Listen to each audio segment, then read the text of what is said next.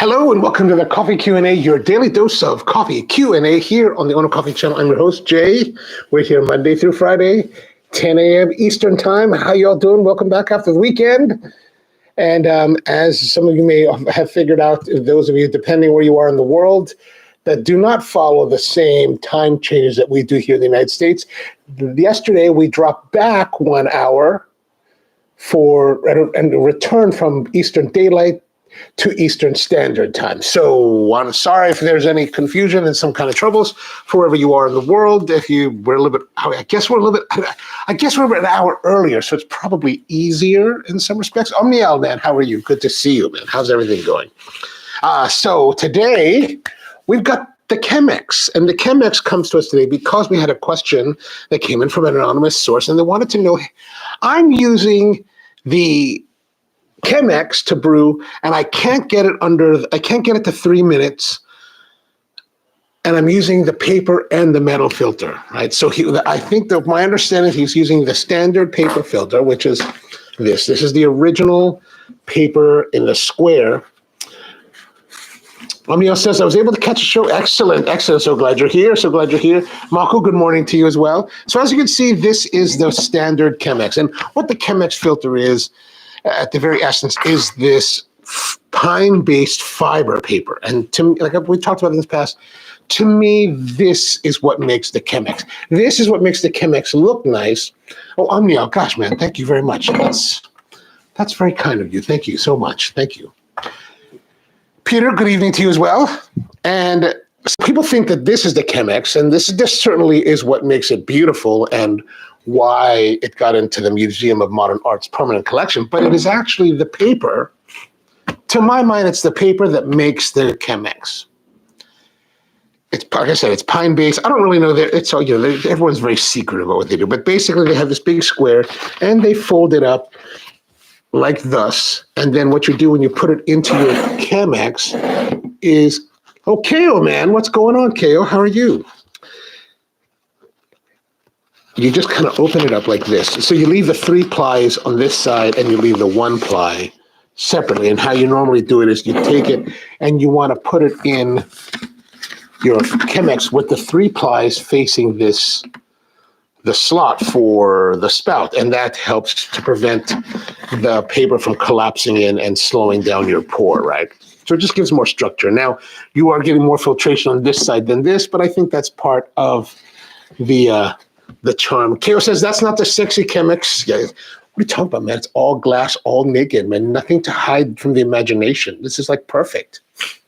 Actually, this is the type of model that we used in the shops, because unlike the original model that has the collar and the leather tie, the wooden collar, you don't have to take that off in order to clean it. And so this was a lot more efficient for production service, because we would use this as one of our main brewers. And yeah, it just makes it easier. Although I did see today or over the weekend on the Pour Over Lovers coffee group on Facebook, this guy was posting about a Chemex that he had modified because he met a family down in Mexico that makes Talavera tiles. And so he got them to make them a Talavera style porcelain Chemex collar. And I was like, oh, that is dope. It's dope. That's what we'd say, right? That's what it's. Peter says, deja vu, why didn't you call this Chemex? Didn't you call this Chemex recently? Did I call what? Didn't I call? I'm not quite understanding the question. Kale says, girls make fun of me because my Chemex doesn't have the manly wood. And do they really? That's when you show them the real power, right? If they're not, right? I stole mine from the percent around, and they're not missing it. They got plenty of money, those guys. So you put this in here, and that's how you brew your Chemex. Now, personally speaking, the Chemex, the recipe that we developed at Spro was very complex. Like, you're adding so many milliliters like 1.5 ounces per every 30 seconds or something like that. Even I, many years later into it, still have to refer to a little chart in order to do it correctly, because it's really quite complex. And that's if you're using the 6 cup to make 12 ounces. But if you're using the 6 cup to make 48 ounces, it's kind of strange, because then you don't have to do any of those things. Like you don't have to worry about the flow rate and the pulsing and blah, blah, blah, blah. Now you just gun it. You kind of run and gun it till you get to 700 milliliters. And you're like, whoa, so much better that way. But we had to figure out how to do these. And the interesting thing is that when you're doing the larger quantities, we found that the quality of the cup is the same as doing it with so you kind of were like happier when customers would order 2 Chemexes at the same time because they're like, oh, finally, just run and gun it instead of having to sit there and be like, it's really not a pleasant thing. Peter says, now wooden leather looks quintessentially Nordic. That's right. Well, this is America. We don't want America. We want whatever. Tomorrow in the United States is election day. So I will be voting for my electors or something like that. Actually, you vote here and then somebody else actually casts a vote depending on whatever. It's not really, you're not really voting. You're kind of voting, but you're not really voting. But that's a whole nother discussion. Okay, so this guy on the internet was like, hey, I'm getting really slow speed rates because I'm using a metal filter with the paper. So I'm presuming he's doing this, which I think is just going to give you lots of pain and a lack of pleasure. Now, this particular metal filter is the Cone by Kova. You can see there, Cone by Kova. I had it for many, many years. I almost never used this. Like, we've talked about this in another episode, and I really hate them. I don't hate them necessarily per se, but it just doesn't do, like, I don't know why you want this. Like, why do you want this for that? I mean, I get it. You're like, everyone's like, oh, I got metal filter for Chemex.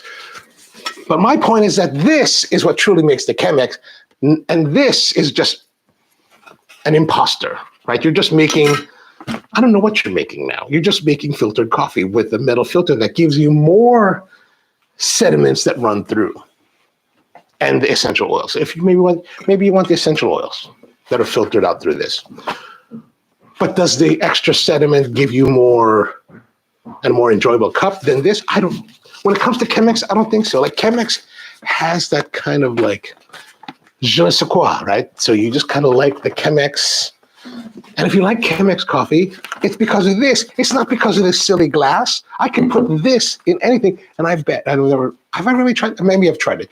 I bet I could put this in any kind of glass vessel and get a Chemex level brew because this is the Chemex. None of these. Now, this gentleman, Dylan, good to see you, man. How are you doing? Now, this gentleman has both, right? So we put this in here, we put that in there. And so we're going to test this, right? Because here's my theory. Like, I've never done this because, again, I think these are silly. I have it only because I'm in the business and I figured I should have these kind of things to try them out. You know, here's something that I thought was interesting. When I'm driving, I like to watch YouTube while driving. And I don't really watch YouTube. I'm just playing it. So it plays over the vehicle's like speaker system and I'm listening. And so sometimes I listen to this YouTube creator called Rick Beato. Rick Beato has a great channel. It's all about music. He's a music producer, musician. And he had this really interesting episode where he was talking about, I forgot the title of the episode, but he was talking about crystalline memory. I think it was crystalline memory. Basically, he was talking about how most of the great artists, when they created their greatest art, did it in their 20s. And he listed a whole bunch of different, musicians and artists and stuff like that did all of their works in their 20s. And it was only very few that actually did it later in their lives, right? And I thought that was such an interesting topic and it made me wonder, maybe I need to rethink my set, right? And basically he said, in your 20s is when you're really creating your most profound work. After that, you're not. But it's not like you're not doing anything, but for example, so if I think about myself, right? In my 20s, I think I was much more vibrant, much more active, and much more awesome in a certain respect, in that in your 20s, you're building your experience. You're trying things. You're going outside the box more. Whereas you get older, and now that I'm much older than my 20s, I am tempered by what they call crystalline, I think crystalline memory or something, where I now have a broad book of experience to draw from.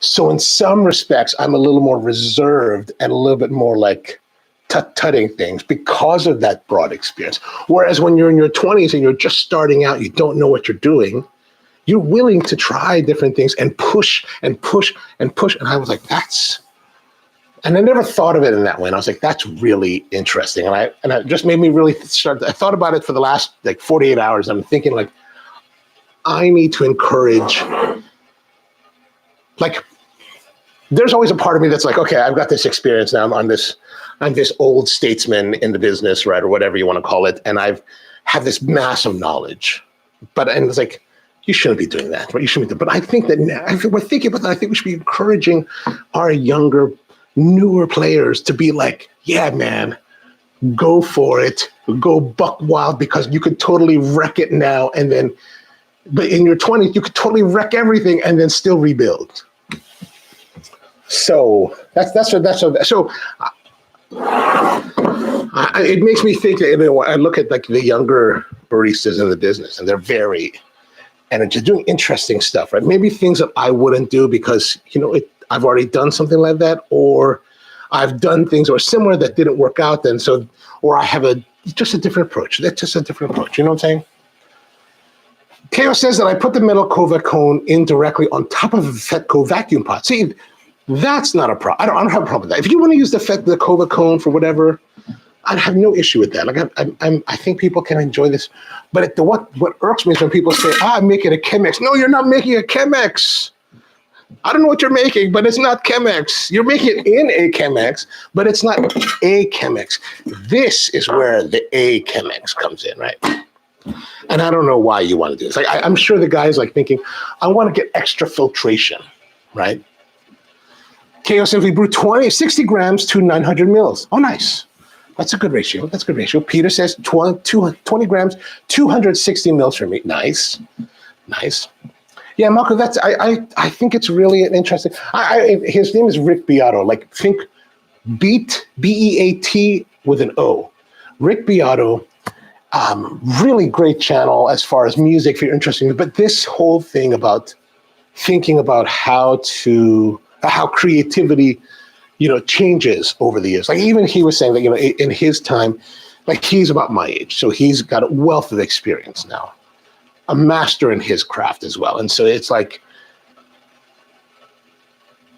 yeah, I think you should listen to it. He's explained it much better than I don't listen to it once. So I need to like listen to it again to really catch, but it does make me think that we need to encourage our younger players to be like, yeah, just go crazy, go buck wild, don't hold back, just gotta kill it. Don't kill it now, because later you'll be too curmudgeon to like want to kill it as much, right? You'll have too much on the line later in life, right? Okay, so Naomi, what's going on, Naomi? How are you? You hear about how older people are stuck in their ways, but really we just know what we like yes, I agree. We know we like. We are stuck in our ways. But our ways, hopefully, those ways have come about because in earlier stages of our life, we were forging what we felt were new ways, trying things out, failing at those things. And that's the important thing, is you have to fail. Like you want to fail. Sometimes you want to fail miserably. Well, you don't want to. And it's never enjoyable. But there was a quote that someone just said to me, something about, I wrote it down in one of my notebooks, that wisdom doesn't come from success, right? Wisdom comes from failure, something like that. So we have to fail a little bit in order to learn. And truly learn. Otherwise, we're just like, yeah, we're awesome. Like, we're awesome. Devin, what's going on, Devin? Buy 3 grinders at once. Yeah, man, go for it. I say go for it all the way. Okay, so this gentleman has this problem where it's not flowing well. And my theory is this, right? Because we've got a metal filter inside a paper filter. The paper filter, I don't know why you want to enhance the paper filter. I think the paper filter is perfectly fine. Here it is again. That old curmudgeonly way, I've been doing this now for 25 years or whatever it is, and I find that the Chemex works the best with the paper filter. You know, young bucks are all like, "Oh, shut up, dude. What are you talking about? I'm going to try it." So let's try it. We're going to try it. So my theory, though, based on my experience, is that we're going to have a lot of filtration happening with this. But what's happening is that, and this is why I think he's having trouble, is that as the water's flowing through the coffee that's in the first metal filter, the metal filter is holding back the larger particulates, but it's allowing the smaller sediments to come through as well as the oils. But it's these smaller sediments that will clog this filter much faster, because when we're talking about a coffee bed, right, suspended in that coffee bed are like relatively large, coarse particulates with very, very fine particulates. But the fines are kind of dispersed and suspended within the matrix of the different grinds of coffee. The water flows through it, but those are kind of suspended, right? And then, so the amount of fines that reaches the paper filter is relatively small and not typically enough to clog the filter unless you go really, really fine, right?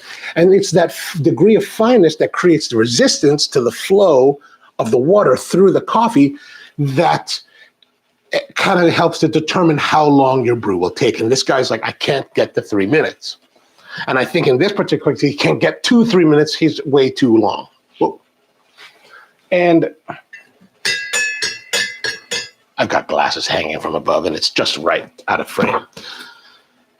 So all of the larger particles are held in here. The small fines come through, and they clog this filter, which then, and you've all tried, I'm sure you've tried this at some point where you've taken a French press, and you're like, I want to filter it, and you pour it through like your V60 filter or Melita filter, and you're like, it's so slow.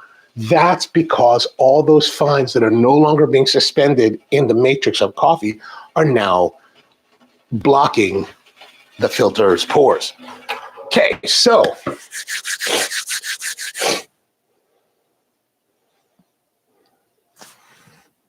Anton, what's going on, Anton? How are you, man? How's things in Germany? Wisdom comes from living long enough to witness more than just your own, no doubt. And thank God we've lived long enough. Like, I'm shocked at how many people we know that have not made it as long as we have. Thank the Lord for that. Thank the Lord for that. Peter says, I'm learning from your failures. Yes, I'm constantly making errors and failing here. Naomi says, doesn't it change the Chemex experience if you add a metal comb? I see, this is my gripe, right? If you use this just by this, you're like, what is that? That's not Chemex. This is Chemex. Like, what is this? What is this? I don't know what this is. I don't know what this is. But this, I don't know what this is either. Like, I don't know. We're going to find out. We're going to find out what happens here. Anton says, I'm not a fan of metal filters. They always seem to add bitterness. I think it's not, I don't know if it's necessarily add bitterness, but I think they let the bitterness flow through more. Maybe those elements that are giving bitterness are what would be held back by the paper filters. That's just a theory. I've seen someone else say that Chemex is defined by its filters, and if you're not brewing that with them, then you're not brewing with Chemex. Yes, that person is a very wise man who I totally support 100%. Whoever that guy is, let me know who he is, because I will reach out to him and be friends with him on Facebook. Naomi says, can you put the metal filter first, then add the, yes, you can. Yes, you can. But I'm thinking that his issue comes from the reverse, right? Because here, this will filter out most everything, except we're used to this, right? As far as Chemex brewing.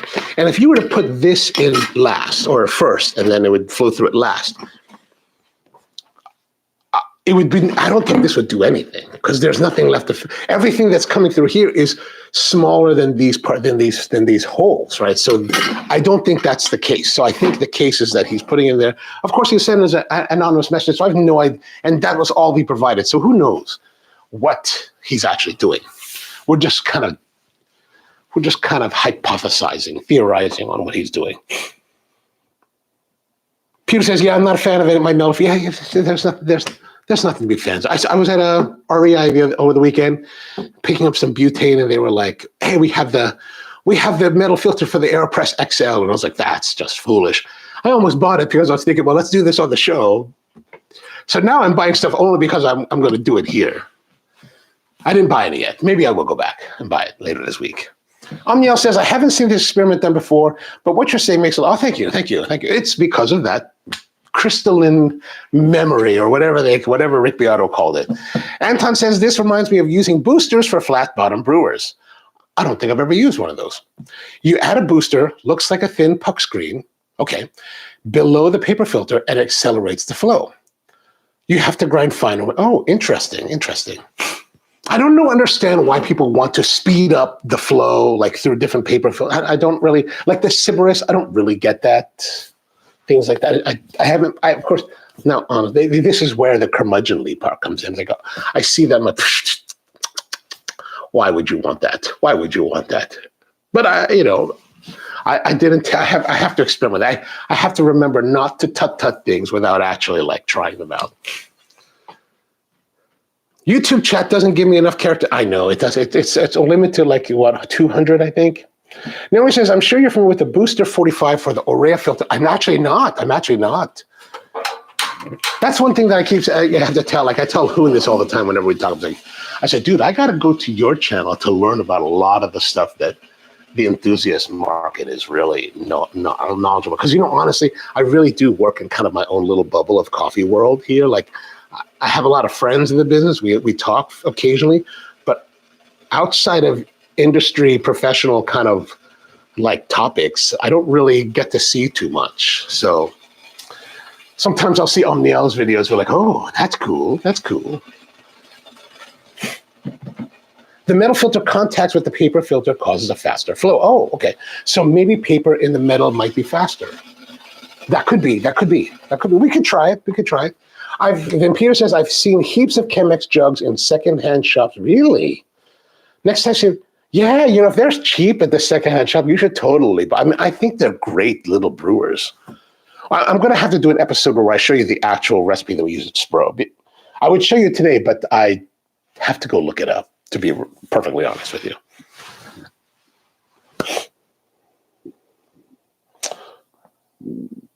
Anton says, aren't you the one who asked for advice about Time War Sculptor disc? Was I the one, or are you talking about Naomi? Anyway, okay, let us go. Oh, Naomi says, I didn't dare to take it apart myself. Now that I know, okay. So let's get our stuff together. We're going to use our fellow, what do you call this? Tally Pro, which I'm really liking, despite the fact of this milliliter thing. Like, I'm going to start using this milliliter thing because I want to make fun of it, right? Because I think it's kind of silly. Milliliters. Maybe that's my crystalline memory thing that's curmudgeonly.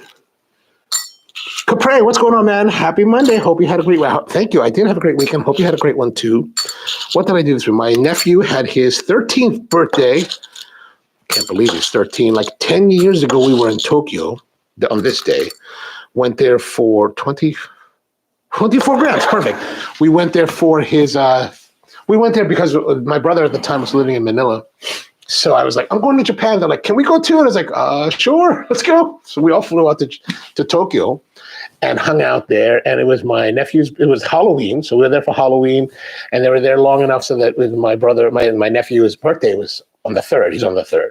And we had a birthday. So it's kind of funny because we were staying I went to the Takashimaya department store in Shinjuku. We were staying at a hotel in Shinjuku right by the station. And if you ever go to Takashimaya, downstairs at the bottom of these department stores in Japan, they have these big grocery stores, or as well as food courts. There's really great, a lot of great like food stuff. Went to a bakery, the Momo Bakery, and I got this little tiny strawberry not cheesecake, but strawberry shortbread cake, right? Strawberry cake. Awesome. And we bring it we got to the hotel room. We have a little party for him, hey, his name is Ali, right? Hey, Ali, happy birthday, blah, blah, blah. And so I take a picture of him blowing the candles out. And I'm posting it to Instagram. In the few moments that it took me to write up the post to Instagram, this kid had nearly devoured this entire cake. I was like, holy smokes. Like there was almost nothing left. I was like, whoa, man, crazy. Slow down. So nice. And now that they're older, You know, it's very nice. It's very different. You know, it's interesting. You know, kids always need you, right? But kids need you in different ways at different times in their lives, and I think that's the harder part, right? Like you get so used to like having them be so young and all the lovingness, right? But then like they get older, they have their own interests, they have their friends, they have to find their way, they have to explore their own path, right?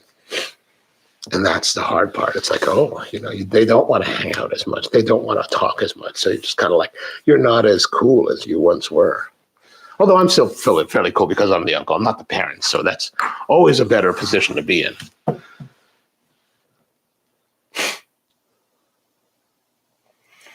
Anton says, well, maybe I think you should try it. It depends. I don't think it's difficult. You just have to, okay, about the Time War sculptor. Metric system rules, yes, I do. You know what? Now that I've been doing this more woodworking thing, I really have gravitated more towards metric to do a lot of the measurements and cutting. It just seems much easier than, like, for example, if I'm thinking I have 908 millimeters that I have to cut in half, it's only 454 milliliters. But if I say that it's 36 and 8/16 or 36 and 7/16, well, what is that in half? Then now it just becomes so much easier, like so much easier. Okay, so we got this measured out. We're going to grind. We're going to grind our coffee using more fellow products. Maybe these should make it to this year's gift guide. I haven't made that video yet. I'm still trying to figure out what to put in the gift guide. If you have ideas for the gift guide, let me know.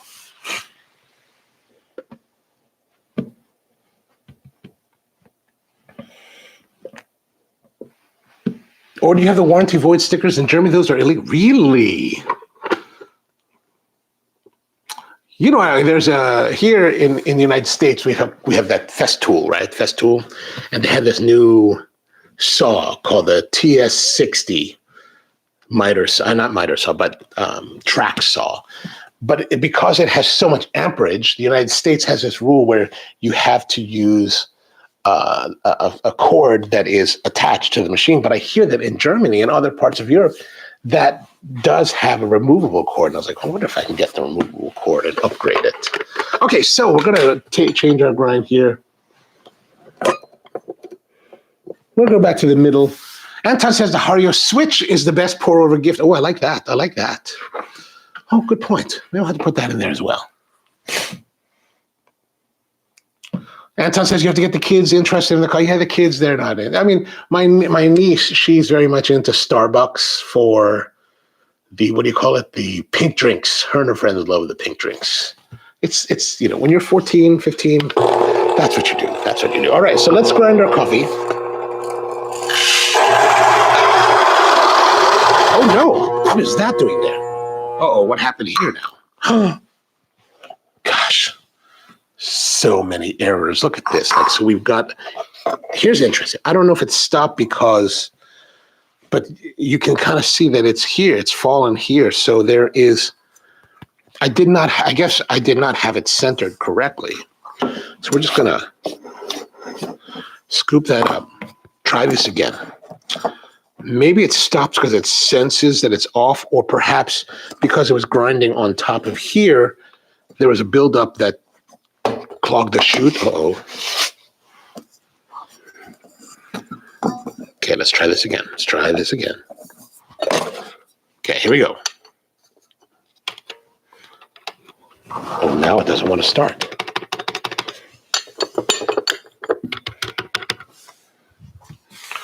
What's up with that? Oh, maybe I need to clear it.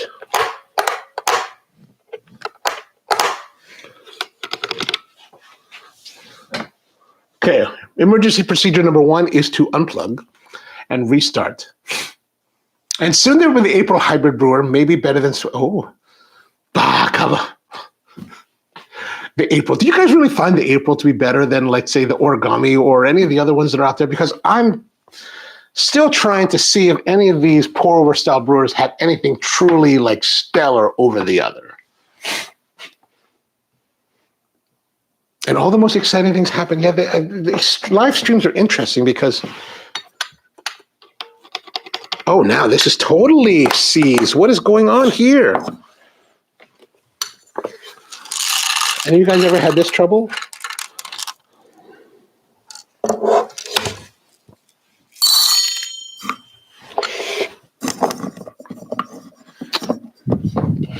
I guess this will not make it to the gift guide. What is up with that?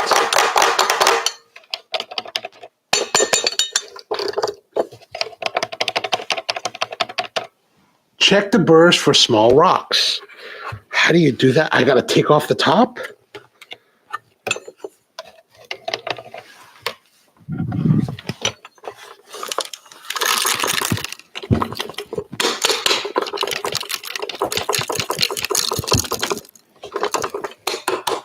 There are no rocks in my coffee.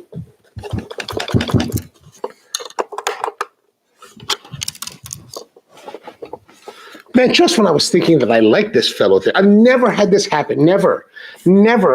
I bought my, what do you call it? I bought my Baratza Virtuoso used in 2007. Never have I had this happen. It's not even turning on. Like, is there a reset switch?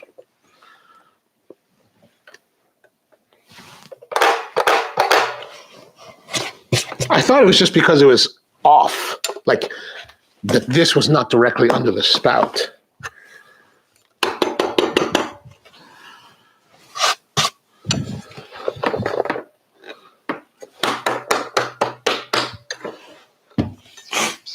Safety switch, is there a safety switch? I did unplug the machine.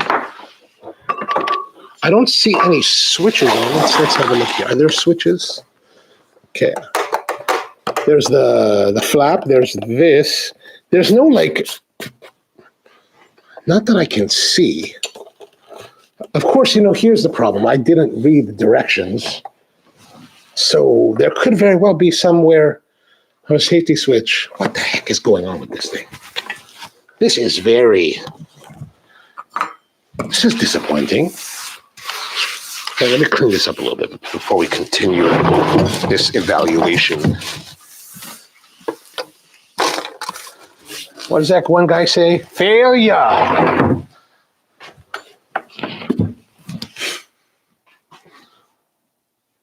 Oh, check the outlet.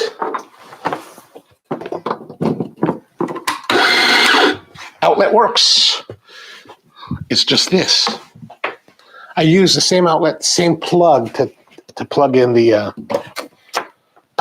Mazda Major. Okay, let's put this back. Unfortunately, the cable's not as long as the Baratza. Maybe this needs to be there. Maybe this needs to be on.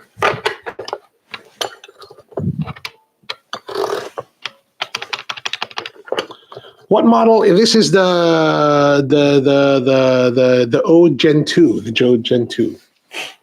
Try the other wall outlet. I mean, the outlets. Well, I don't have another wall. Like the other wall outlets are far away. There's when they designed this bar, they put one plug, and it's like, what is this one plug? Who designs it? Who designs a bar like that? I don't know. Yeah, so that the outlet works. It does not have a GFCI, which is what you're thinking about with the breaker on that.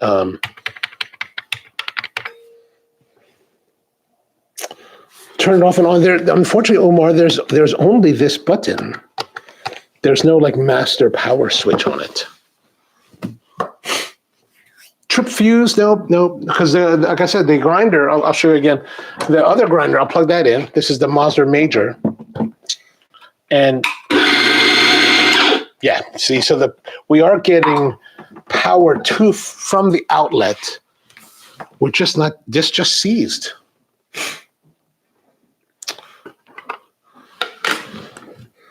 I mean, I could tear into it, but I don't have the tools to do that now. Well, this is a disappointment. Okay, we will persevere. We will persevere. We're going to persevere because I like you guys.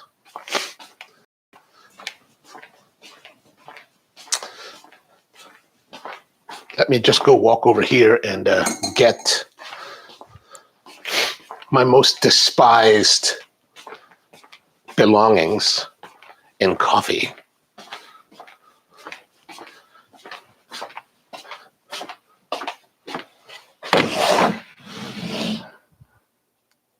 Okay, this may be my most despised thing, but this is actually an awesome grinder. When it comes to hand grinders, the Zassenhaus is, I think, amongst the best. Like, this is the original. Like, this is actually gifted to me by one of my regulars at Spro, Dave Clark. He had one in his collection, and he was clearing out his stuff, selling all kinds of antiques, and he's like, here, I want you to have this. And I was like, oh, dude, that's kind of awesome. Because you know why I said awesome? Because when I was starting out in the business, when I was the FNG, my mentor, John Sanders, we would travel together to different parts of the world. And since I'm the FNG, I'm the guy that had to grind coffee, which is why I hate hand grinding today. Like, I don't do it. Like, you see all these guys on YouTube, they're like, I love to hand grind. Hey, you know what? Forget that. I'm not hand grinding nothing on a trip. I'm not bringing no hand grinder. I did that when I was younger, and I hated every moment of it. So I never do it. That's why I pre-grind coffee or go to a place and get coffee. So, but this is the Zassenhaus. And as far as these, I think these are fantastic, old school. Like this one, I don't know who did the refinishing on this. Look at that. That is just mass production ridiculousness. Anyway, so it's very simple. Conical burrs. You can't really see them, unfortunately, because I don't have any light that can get down there. And yeah, we're going to go back to it. We're going back to it, man. We're going back to it, Anton. The Germans, or is this Austrian? The Germans, the Germans are always on top of it. Okay, so we need more coffee. We don't have enough coffee. Now we're out of coffee. Oh, here we go. We'll just grab some of this coffee. 19.4 milliliters. We need another 4.6 mils. This whole Mills thing really just kind of cracks me up and irritates me at the same time. I'm going to leave a little bit there, a little extra. We're going to clear out our... Peter says the newer hand grinder is smooth and easy. You mean the newer Zassenhaus, or just the newer versions of like other grinders? Okay, let's see how long it can take me to do this. It's now 37:27 on my timer. Let's, I'm going to wait till it gets to, I'm going to close this up here. Do some preamble. I have no idea what the grind setting is. It should be set to a pour over style grind. Whatever grind it is, we're going to go for it because we're not going to redo the grind. Like, I will not do that. Okay, so for 45, I'm going to wait till my timer reads 38 minutes because we're going to see how long it will take to grind this coffee, 24 grams. Peters, he says, I use a more pestle Stone Age. You know, that's hardcore, man. If you're that hardcore, I cannot hate on you for that.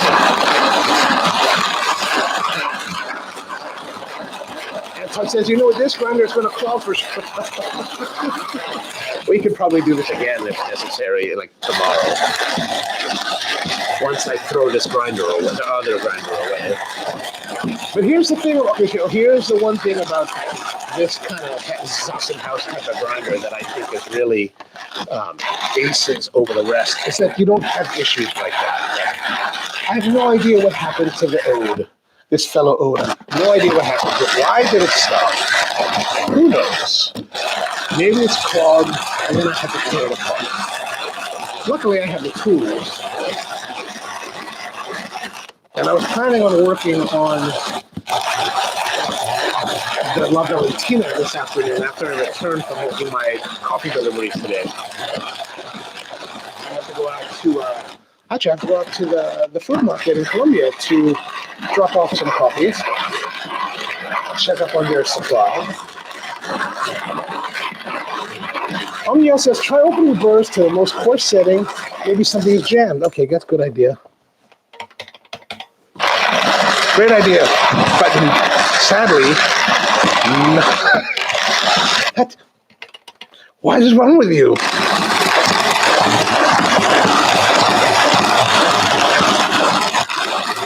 Yeah, says, fellow has good support, just reach out to them. I'm going to send them this video too. Like, hey, this is it. We're watching in front of millions of people across the internet, and the grinder just failed.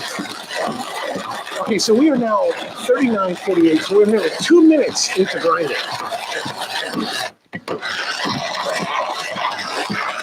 This is why I hated this, right? Imagine doing this at 5:30 in the morning, and you're just getting up so that everybody else has coffee, and you're doing this because you're the FNG. Yeah. I know some people do this whole like rotating thing. I should probably do that. They always say someone's getting work out. Yeah, man, I'm totally gonna be buff now. My biceps are gonna be totally ripping.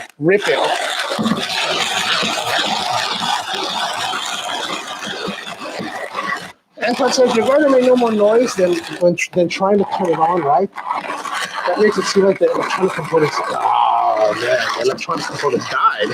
Son of a gun. That would be very disappointing. At least I still have the box. Although I did throw the shipping box away, but I still have the big box.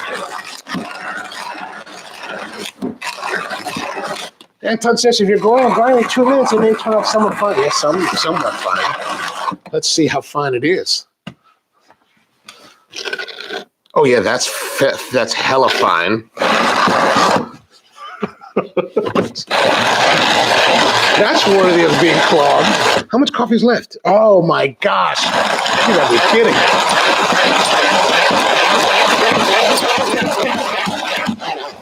Son of a gun. You gotta be kidding. All right, I'm gonna put this in there. Okay, don't get too crazy. This is worse than a Beato. Yes, it is. Yes, it is. Making a really special brew today, and we are. Maybe you want to make Turkish. I think I am making Turkish.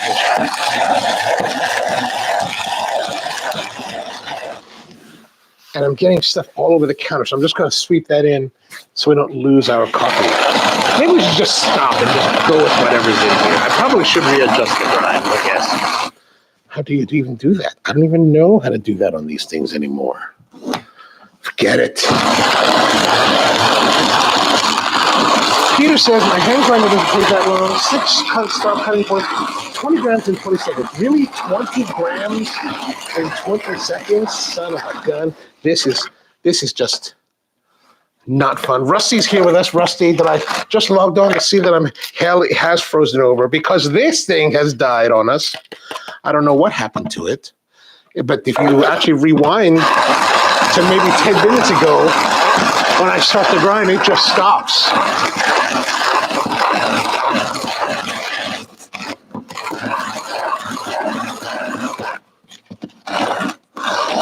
A dedicated filter grinder. So, well, that's what this is. This has really been dedicated for filter.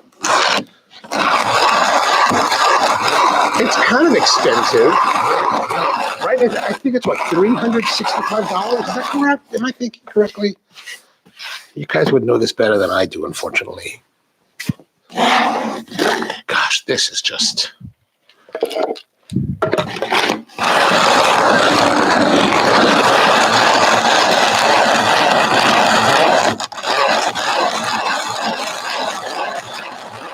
All right, you know what we're going to do? We're going to stop now because this is ridiculous.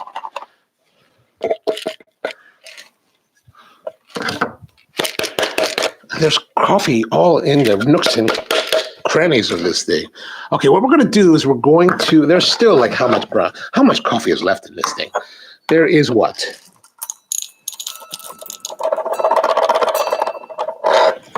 Of course, that didn't do what we wanted to do. Let's see. Okay, there is 6.4 grams left. So I pretty much ground,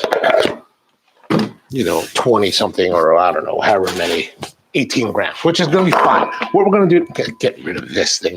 I don't know what happened to this. Maybe we'll do this. So I've got some grammage in here. That's kind of, more coarse. So what we're going to do is we're going to take this coffee and we're going to, what I'm going to do is I'm going to mix. I'm just going to mix them together, right? Why not? Mixy. So we're going to mix that up, hopefully to get some of that coarseness out of there. We're going to put this on our scale. When you can't see, you can barely see that now. We'll put this on there, and then we're going to go to a different functionality. Brew Assist. We're going to tear it out. We got 1 to 14. This is where, okay, so this is where this scale is going to shine for us, right? This is our brew ratio 1 to 14.5. We're going to take the coffee. It's zeroed out here. We're going to put this in like that. Oh, I need to turn on the water and make sure it's heated. Now, we have 21 grams of coffee. Can I zoom in more? Yeah. 21 grams of coffee, 304 grams of water, and that's going to give us the brew ratio we're looking for. And then we're going to see this. This will time for us how long it's going to take. We're also going to make sure that our coffee, a little bit of clumping, is as, how much can we actually fit in there? Okay, we're going to try to make sure that our coffee, this will tell us how much to brew. Okay, so we don't have to think too much about it. I like this because in situations like this where you have an issue and you may not have necessarily exactly what you want, the nice thing is that this machine will tell you how much to add water, which is, I find to be actually quite a nice little treat.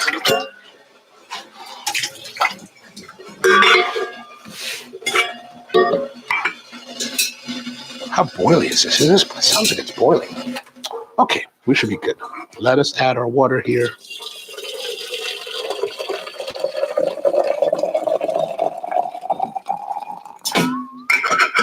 Got to make sure that I hit this button, right? This timer button. Okay, now we're good to go. And now we will brew a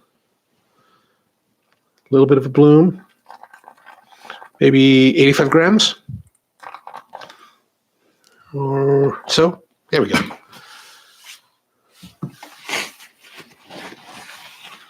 Anton says, you would love the 078, but I'm afraid it costs twice as much. Wow, really, twice as much? Good Lord, I got to pay more. Maybe they'll give me one for the show. Peter says, I think just log out and tune in tomorrow. You're probably right. You're probably right.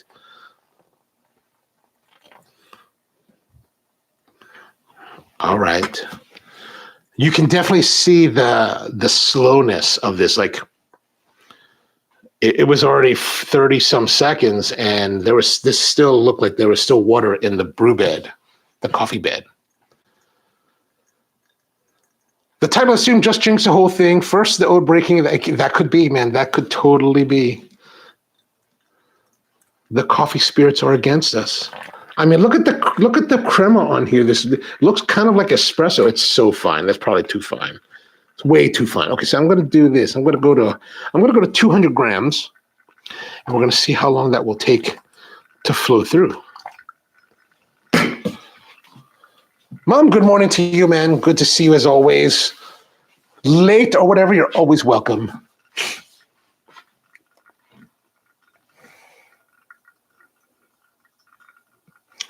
Anton says, I bet the superfine grounds no totally clog. Yeah, I'm sure it's totally. If they're not clogging the metal filter, they're definitely clogging the paper filter, without a doubt. Actually, and maybe in this case, perhaps in this case, the metal filter is actually aiding in the production of the coffee, right? So it's probably preventing it from getting, like if we just put it in the paper filter, it would get too clogged. I'm guessing, I'm theorizing. I could totally be wrong.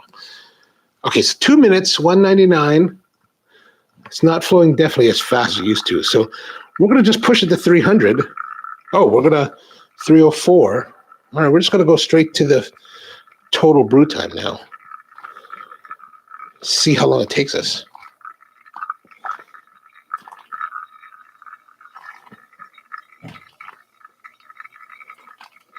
Boom, 304.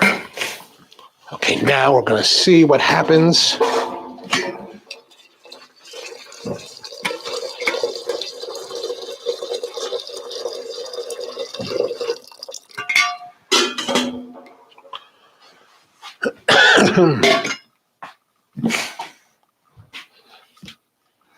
Yeah, Mom, we've had disaster after disaster on this episode. It's very interesting. Anton thinks that the gods are against us today. But as you can see, we're going slowly. It's 3 minutes, 3 seconds right now. Like I said, typically we want 3.5 to 4 minutes. So we might, at the rate that it's going, we might be all right.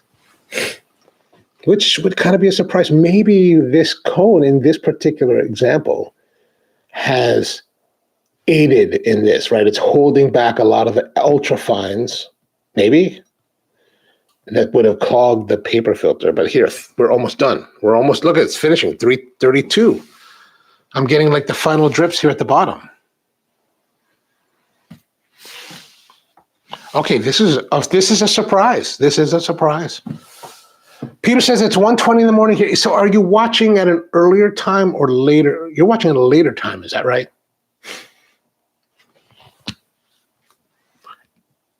And how is it 1:20? Right now it's 10:51 here. Are you guys like an hour and a half? Are you like a half hour off as well?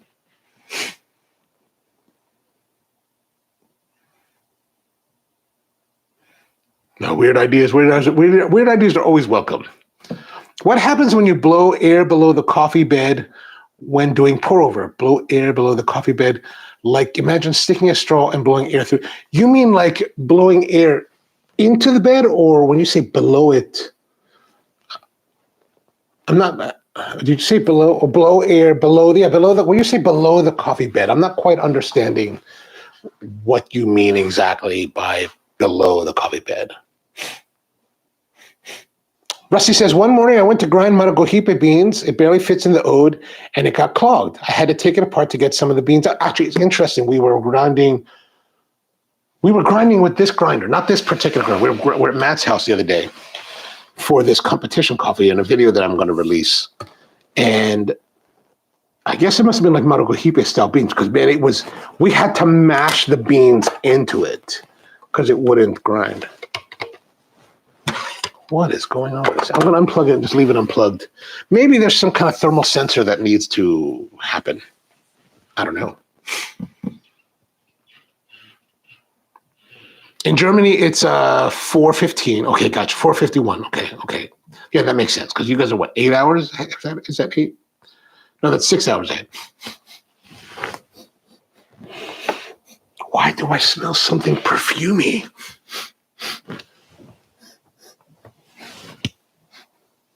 Didn't they say that like spirits that pass by have like a flowery smell?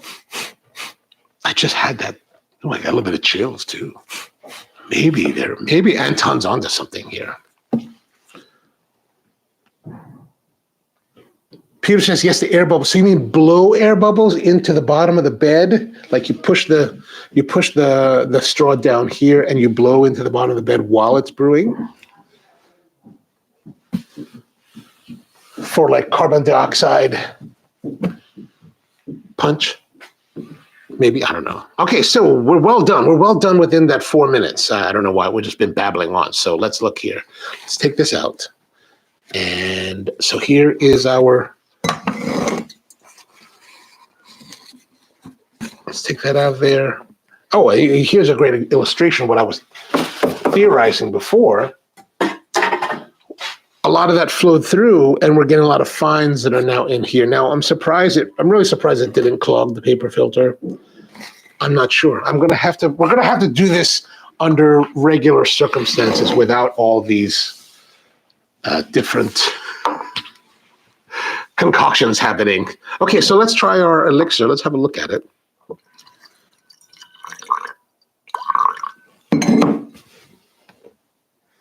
I mean, it looks good.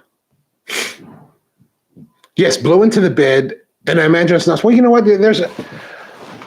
We should always be trying. We're trying new things.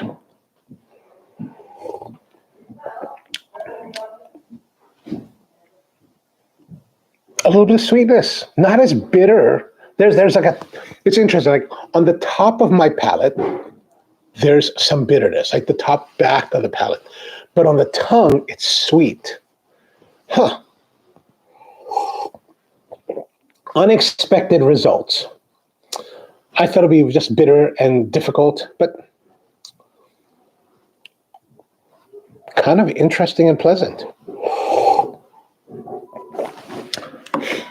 We might have to revisit this again. I'm going to have to work on this grinder, or maybe get a whole different grinder and then revisit.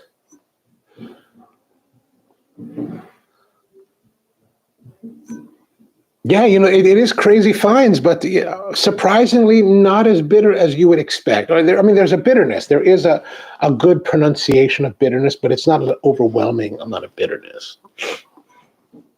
Use an aerator stones. Oh, like a fish. Oh, yeah, that's what I was thinking. You have airs. Are we still blowing through it, or are we going to now use a pump with that stone? So you bury the stone in there. But I think one of the problems with the stone would be you'd have to orient it in a way. Maybe it would have to go straight down. So maybe a little bit of bed, sit it in and then surround it with the coffee, instead of like just flopping there, like lying on its side or an angle. And then you pump the air into it. That's interesting. That's an interesting thought. Anton says, get the EK43. I should. I do get wholesale costs on those, but that's still a considerable expense. Maybe when we get to 100,000 subscribers. So tell your friends, subscribe, watch. Then we can buy more nice toys for the show. All right, so I don't know. Like, this is actually surprisingly good. Now we have so many factors that have like mucked up our day today, right? As far as what we're doing.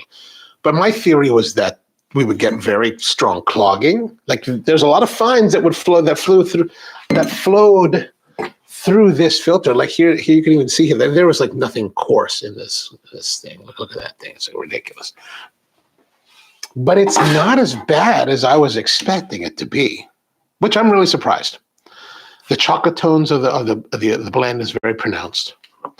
Bitterness, but sweet. There's actually a strong sweetness to the coffee.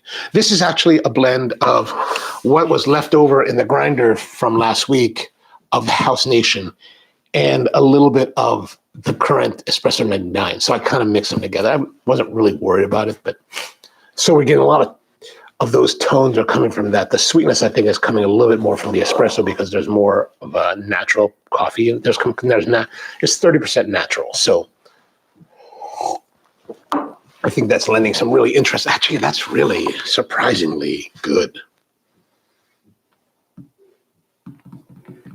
Maybe the Chemex filter. Maybe. Anton says, if you get to 100,000 subs, I want an AK for.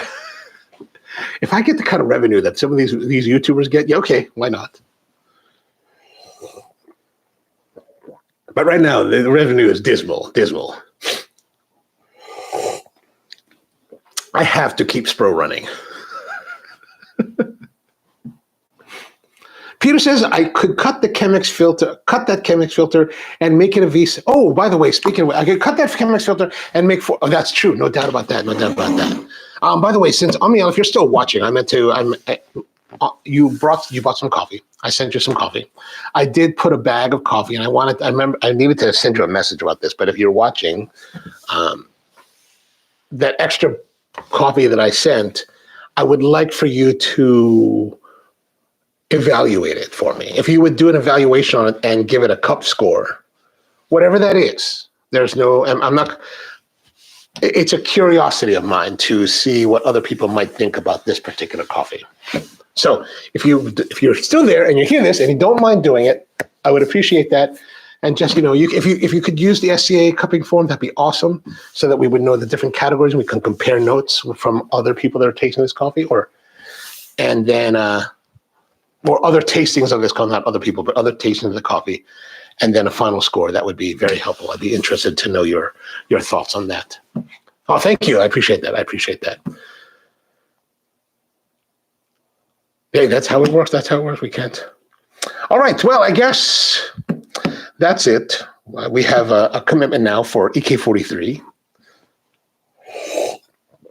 But it has to be a good revenue. We have to get good revenue. Then maybe you can do that. Too bad my friend Rolf no longer works for Melkonig. He retired many years ago. Anyway, I guess that's going to be it for today. Thank you very much for tuning in. I got to go run off and deliver coffees today. So now we're going to have this is actually pretty darn good. I'm pretty surprised. I'm very surprised, actually. I thought we would be having horrible coffee today, but it actually turned out to be pretty good. All right, so that's pretty much it for today. We're back in tomorrow. Maybe we'll do this. If I can get this grinder fixed in the 24 hours that happens, maybe we'll do this. We'll try this again and see if we can actually do it with better controlled circumstances so we can actually have something more to go on. All right, so thank you guys, everyone, for tuning in. Be back again tomorrow, 10 a.m. Eastern. Hope you guys have a wonderful day, and see you then.